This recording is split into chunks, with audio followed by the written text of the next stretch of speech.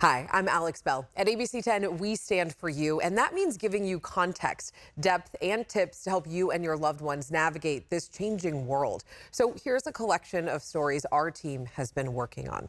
For our first story, a gut punch to a local family hoping for a baby. They paid a company $45,000 meant to pay their surrogate.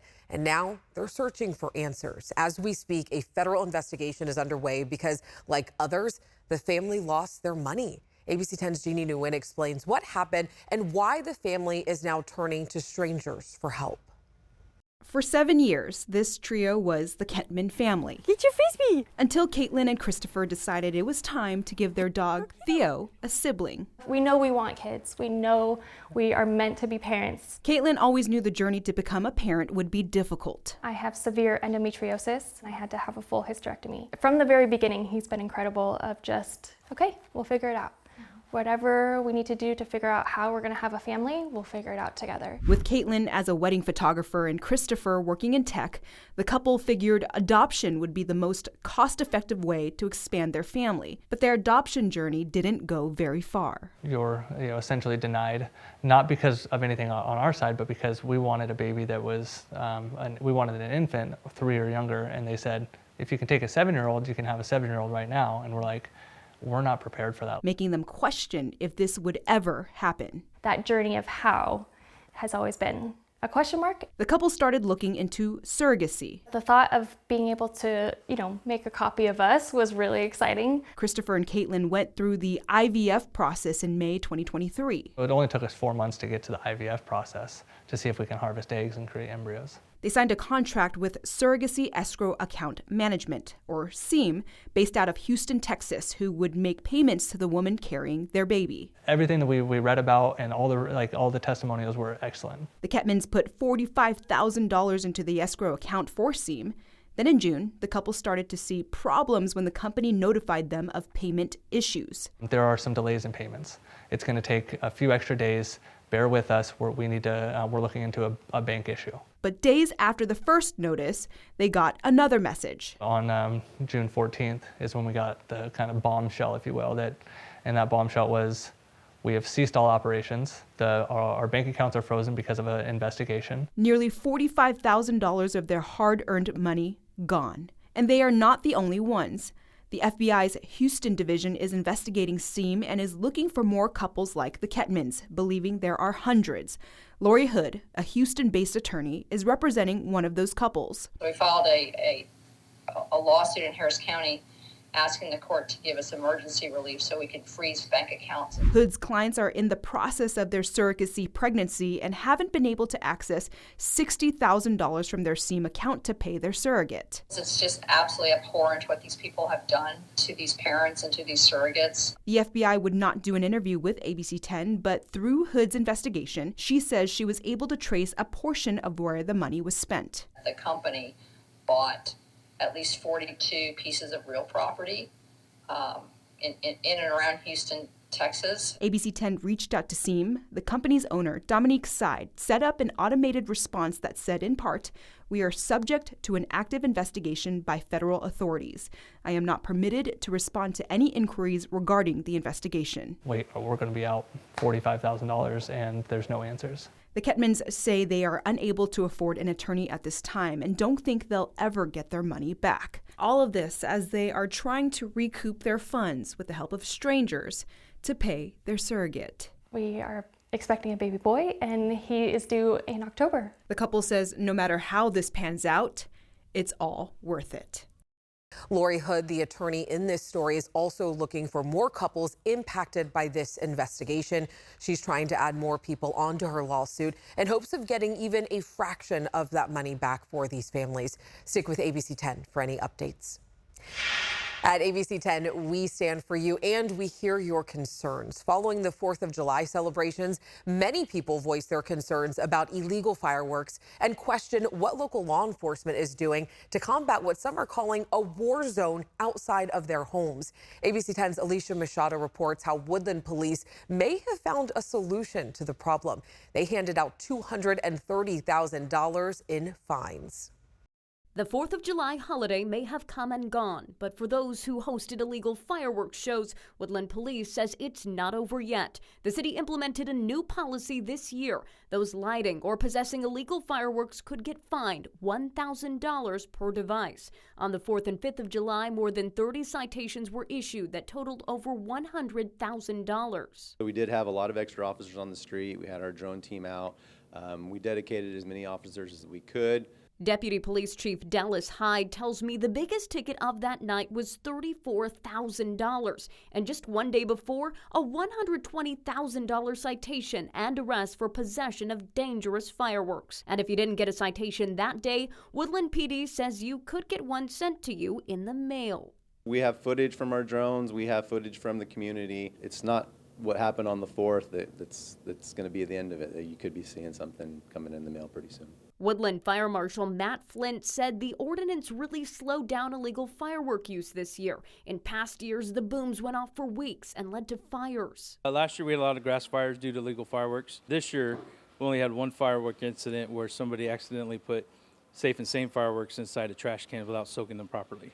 Flint says the community played a big role in getting illegal fireworks under control this year, reporting them through an app called Nail 'Em. A couple of the people that we issued citations to, their responses were, well, we're not hurting anybody. It's not that big of a deal. Well, I would argue that a couple of years ago, we had a family right here in Woodland who lost their home to a fire. So it was a big deal to them. And if it's a big deal to them and it's a big deal to our community, then it's a big deal to us. Alicia Machado, ABC 10. This is the first year Woodland Fire and Police have used the app to respond to illegal fireworks. Users can file a report, submit the location, and provide photos. With that and the drone footage, they'll follow up and issue citations.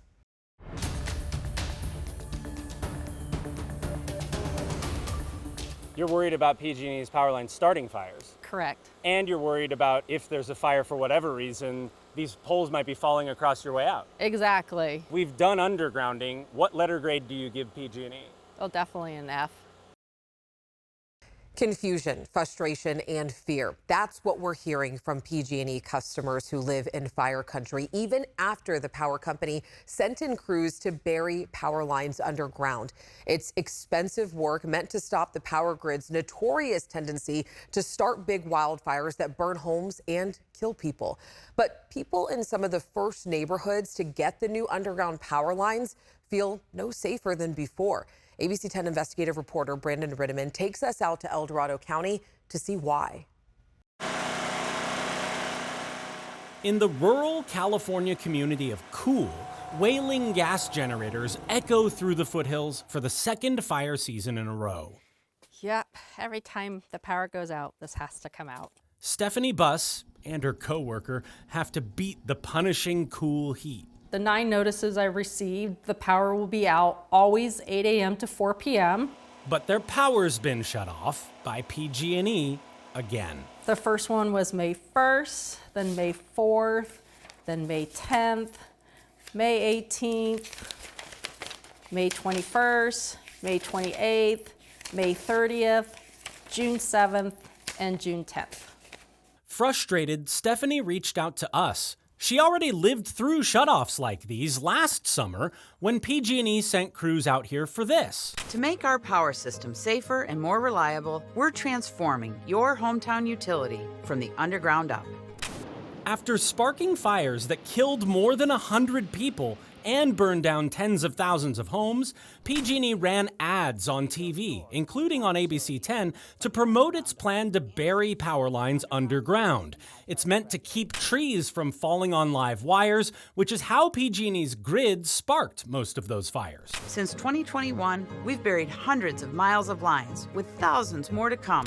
I was very happy when I saw those commercials coming out saying they were going to do this, but what I see is not what they promoted on TV. After PG&E started undergrounding its lines here on Indian Rock Road, the neighbors were shocked to see PG&E suddenly stop, pull those power lines out of the ground, and shoot them back up into the air.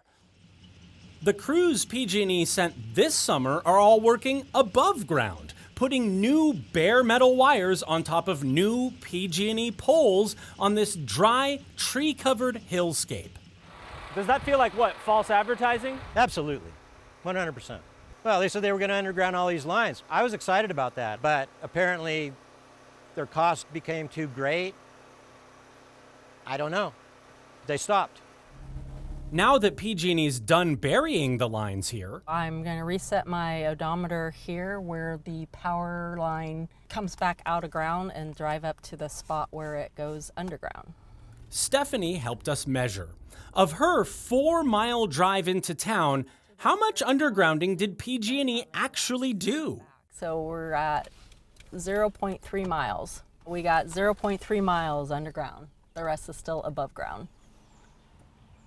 If the idea is fire safety, the safest thing would be to have no poles and no wires over your road. Correct. But And we what do have, you have? we have more poles. Now we have poles next to poles and lines next to lines. Sure enough, on the majority of Stephanie's road, we saw new PG&E poles standing right next to the old ones.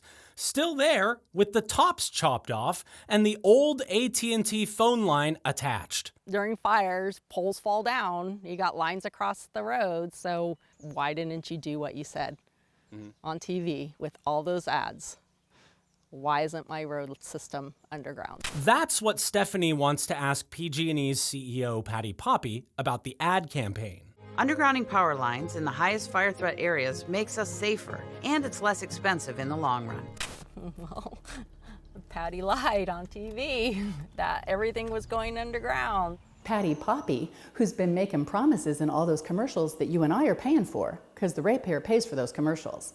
Those promises are all false. Loretta Lynch is a former state utilities commissioner. She used to regulate PG&E and its rates. What's really happening is PG&E is proposing actions that pump up their profits, pump up their bottom line. We contacted CEO Patty Poppe for this story. She didn't agree to take our questions. Her salary, what I hear, is outrageous. So they're raising our rates to pay somebody a lot of money instead of making it safe for us. Poppe's public relations team told us PG&E uses computer modeling to decide which miles of lines it's going to bury. Other miles get new poles meant to be stronger, which we saw on Indian Rock Road, or wires covered in protective plastic, which we didn't see. It's still greed, I feel, because they've raised our rates and they're making all that extra money.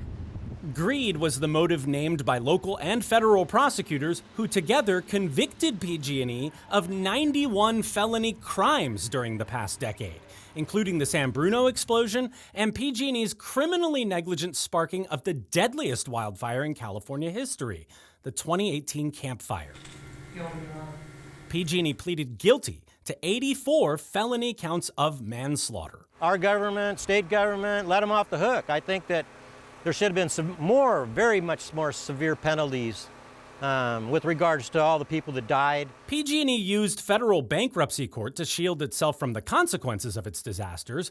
Our investigative reporting also revealed Governor Gavin Newsom hired PG&E's longtime law firm to draft new state laws bailing PG&E out. I think there's been a lot of enabling going on in Sacramento. The prosecutors who convicted PG&E of manslaughter are skeptical of the company's undergrounding campaign, which Poppe herself announced. We are committing to bury 10,000 miles of lines. She rolled out the plan in 2021, while the Dixie Fire was still burning, consuming almost 1 million acres, including the town of Greenville and more than half of Lassen Volcanic National Park. All PG&E's learned from its history is how to better conceal its crimes in the future. 10,000 miles is a lot of undergrounding, but it's only 10% of PG&E's entire grid. The other 90,000 miles of power lines are staying above ground. But the monopoly didn't put that in the ad. They call you a customer, but do you feel like a customer with this company? No, I feel like prey. We're just taken advantage of. The neighbors on Indian Rock Road said no one from PG&E asked what they wanted, and when PG&E came to underground, nobody told them it would only be a fraction of a mile. Do you feel any safer from wildfire? No. Stephanie pays plenty on her power bills. She wants to see PG&E treat this job like her and her neighbors' lives depend on it. Because the truth is, They do. How many ways do you have out of here if there's another fire? This is my only access out of my house, and the road system is a one way in, one way out. That was Brandon Ritteman reporting. And this story comes from a viewer email who told us what was happening in her area. You too can be our eyes and ears in the community. In a written statement, PG&E said the area around Cool should have about 63 miles of hardened power lines, but fewer than 10 of those miles are slated to be buried. Despite PG&E's 91 felony convictions, it still has a state-protected monopoly over the delivery of power. Time now for Dollars and Cents, where we answer your money questions, of course, and help you navigate a changing economy. The busy summer travel season is in full swing. Many people are hitting the road, catching a flight, or booking a hotel, and those trips, they can get expensive. We all know that. But should you protect your investment with travel insurance? ABC 10's Laura Painter spoke with an expert who says that buying some peace of mind with your next vacation could be worth it. So travel insurance can be a really helpful thing in the right situation for the right person. If you've booked a trip online in the past several years, you've likely seen a prompt in the process asking if you want travel insurance. The option can appear in many forms and for a wide range of costs. For example, a button like this near the end of your online flight purchase. Travel websites make it easy to find and add trip protection to your purchase. But take a close look at what the fee gets you and see if that extra cost is worth it to you. Insurance is protection. We may not need to use the protection, but you're purchasing protection, and what that is essentially is some peace of mind. To start, understand that travel insurance typically falls into two categories: basic trip cancellation protection and comprehensive travel insurance. Basic protection usually covers things like lost bags, reimbursements if you miss a connection, or a refund if you can't travel because you're hurt or sick. Comprehensive travel insurance usually covers all that, plus medical expenses. Whichever you choose, always check the fine print and see if the insurance covers your specific needs. By paying attention to the fine print, you can understand, does this insurance that addresses medical needs as I'm traveling internationally, does it cover a pre-existing condition? Sometimes it won't. That's just one example of the kind of questions you should ask yourself. Also keep in mind, if you're booking your trip online, such as hotel, flights, or a rental car, you'll likely be paying with a credit card. So double check to see what kind of insurance coverage your credit card offers. If you're thinking you might need travel insurance or you just want to feel better about making that big purchase, go look at your credit card agreement or call your credit card company and ask them if there's any type of safety or reimbursement around booking travel. If there isn't and you're still interested in insuring your trip, Paley recommends looking at companies offering insurance, and there are many options online. But Paley says you might not want it if you're young, healthy, the trip isn't that expensive, and you can afford to lose the cost of the purchase if something were to happen. And make sure that all the stipulations in the insurance contract fit you, your lifestyle, and what you really want out of the insurance. Financial coach Maureen also recommends looking into cruises and seeing what insurance may be included in your package. Remember, travel insurance is mainly about buying peace of mind. Just make sure that you read the fine print.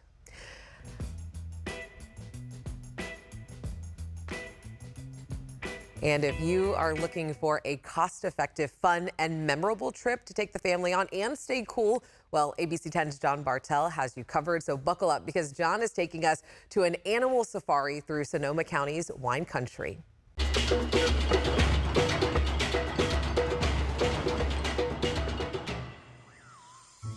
Hiding within Sonoma County's wine country, beasts foreign to California roam the tree-covered hillsides looking for their next meal. There you go. It's like a long finger. Yeah, you are. Oh, it's drool very and everything. slobbery. Yes. Yeah, she's a little drooly, Yeah. this one. Oh, that's on my hands now. These very saliva-filled giraffes are just some of the star attractions at Safari West in Santa Rosa. Yeah, that got in my mouth a little bit. The 400-acre African theme preserve offers an up-close animal experience, and it's tour guide Jeff Da Silva's job to get you close and teach you a thing or two. Is it normal for them to have so much slobber like this? Or? It's fairly normal, yeah, especially for our herd. Yeah, they don't put that in the brochure though. The well-hydrated, spit-filled giraffes are among the many animals you'll experience while riding on the park's 2-story safari trucks. How many animals do you have on the facility? In total, anywhere from 900 to 1,000. Wow. Individual animals here on property with about 100 different species. Jeff says Safari West started out as a breeding preserve for threatened and endangered animals. The goal is to help zoos and nature preserves protect and repopulate different species. Species like baby Otto, the park's first successful birth of a southern white rhinoceros. Yeah, so we were a breeding preserve and still are. So we do buy, sell, trade, loan animals to other zoos here in the States. And we're very successful. Again, we're just so excited to have a baby rhino. I feel like we've been trying to breed rhinos since about 2008. After more than a century of protection and management, white rhinoceroses have moved off the endangered species list. They are classified as a near threatened species, so there's about 15 to 16,000 left right now, which is awesome. Just like the giraffes, the rhinoceroses eat well at Safari West. I was lucky enough to experience feeding time, and not so lucky to experience one of Jeff's lessons on rhino digestion. What are you holding in your hand there? Well, it's dung, but these animals are not very efficient at digesting their food. Okay. So when you break it apart, it's all just hay. Okay. It's all grass, it's all safe to handle. You know, if this was lion, then we probably wouldn't touch it. It's another thing they don't put on the brochure here is the amount of dung you might hold. Yes. Just to be clear, every tour is different at Safari West and may not include a lesson on dung. And because the property is so big, you may not see all the animals. That's kind of the beauty of the property is it really feels like a safari. You don't know what you're gonna see, where you're gonna see it, or how good that sighting's gonna be.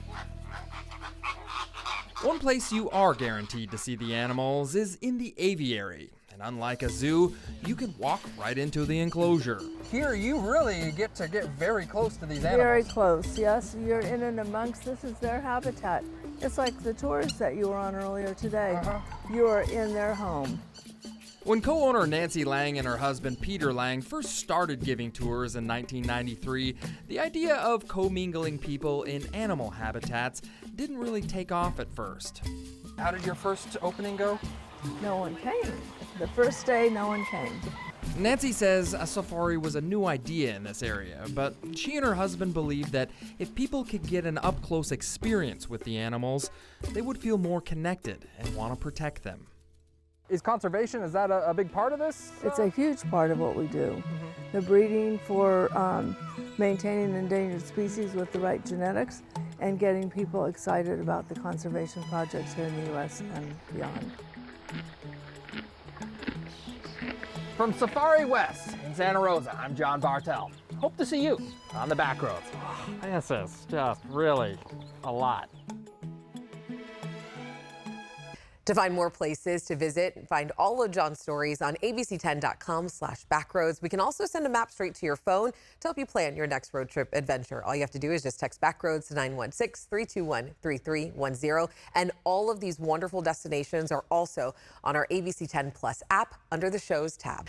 As always, thank you so much for watching. And if you want to watch more features just like these, make sure you stay on our ABC10 Plus app. There you'll find the latest newscasts, headlines, and also stay up to date with weather and see all the great work and stories that we tell right here at ABC10.